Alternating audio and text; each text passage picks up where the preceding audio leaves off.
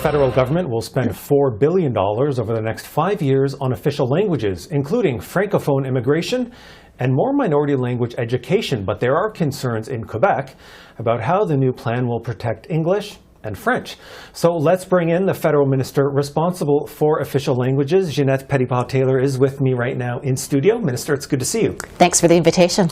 So I want to start with the Bloc Québécois and what your provincial counterpart in Quebec have been saying. They say there's not enough in this plan for protecting the French language in that province. What's your reaction? So first and foremost, I think we have to take a step back. Last year I had a cross-country consultation, met with thousands of Canadians from coast to coast to coast to ask them what they wanted to see in this action plan. These are frontline service providers and Canadians that really live and breathe official languages. And the 4 priority areas that they had was Francophone immigration, making sure that we had more investments in education, and also finally making sure that the service providers had more funding and that the federal government continued to play a leadership role. I think we have to recognize that in the action plan that we've provided, we've met all, those are the 4 priority pillars. I think as well we have to recognize that in Canada we have 2 official languages, both French and in English. But French is the only language that is in decline in this country. And if we look at the statistics that came out last year through Stats Canada last August, we could see that the demographic weight of the Francophone population is declining. And that's why the federal government, in our action plan, we are doing all that we can to make sure that we address and that we promote the French language within this country. Now, the Anglophones in Quebec are the official minority in Quebec, and we also met with them during the planning of the official languages. And what we heard from Anglophones in Quebec were 3 things. Number 1, they wanted to have assistance in employment in order to find work, the skills that they needed, and that includes French language training, and also to support the vitality of their community by supporting the arts and culture. And in this action plan, we are specifically doing that.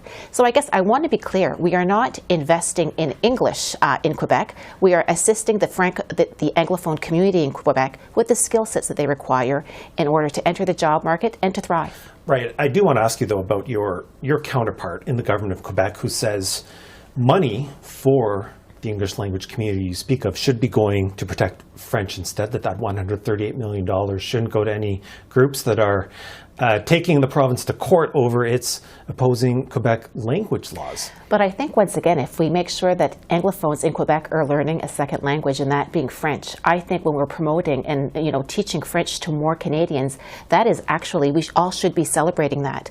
I think we have to also remember, having both French and English in our country is really a comparative advantage for a country.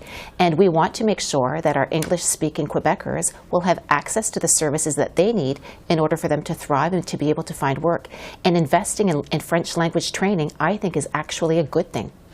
Now, we have heard some of those English language groups in Quebec are concerned that you may have to negotiate with the province on assigning those funds and that they don't think this might end well for their community. So they're saying without some big changes, for instance, to your Bill C-13, that this plan offers them little. So what is it specifically in this plan for those communities? Well, once again, as I've indicated, when we've met with them during the consultation, the 3 items that the Anglophones in Quebec had asked us for was with respect to assistance and employment assistance, and that included French language training and also some investments when it came to supporting the vitality of their community in the area of arts and culture.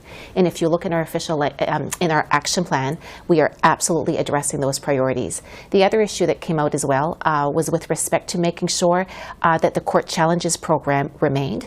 And if we do remember, during the Harper years, that program had been abolished completely.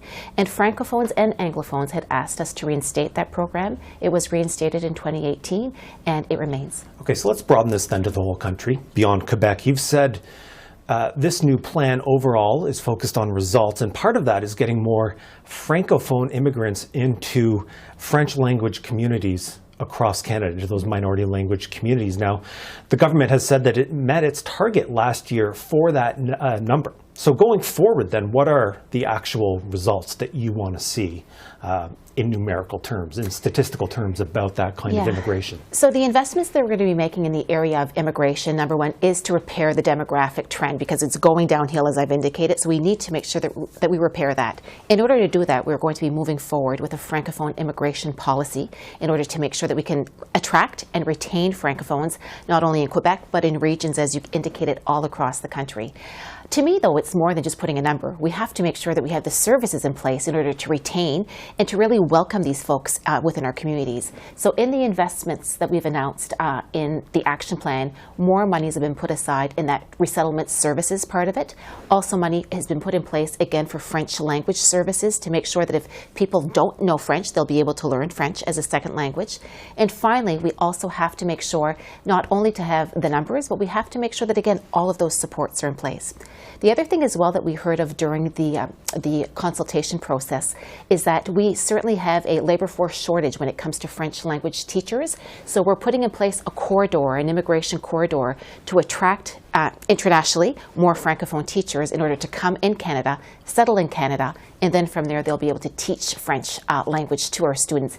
And many parents want to make sure that their kids, go to French schools and also daycares and so on. So we want to play our role in being a leader in making sure that we make those investments.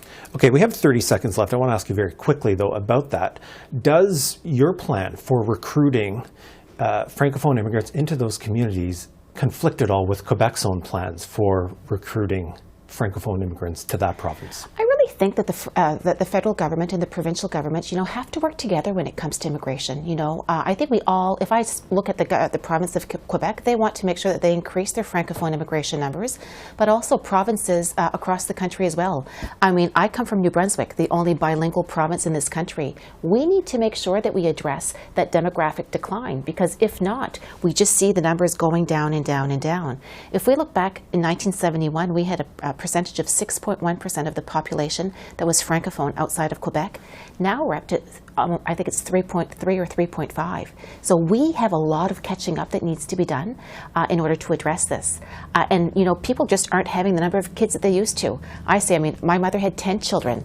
Most of us have not contributed to the population growth like my mother. So if we're not having as many babies, what we're going to need to do is really focus on immigration. And the other thing as well is making sure that we teach French. Because I can tell you there's a lot of Anglophone parents that want to make sure that their kids, have that second language training. Again, it's a comparative advantage for them, and the federal government needs to play a leadership role. Okay, we have to leave it there. Minister Ginette Petitpas Taylor, thank you so much for your time. Thank you.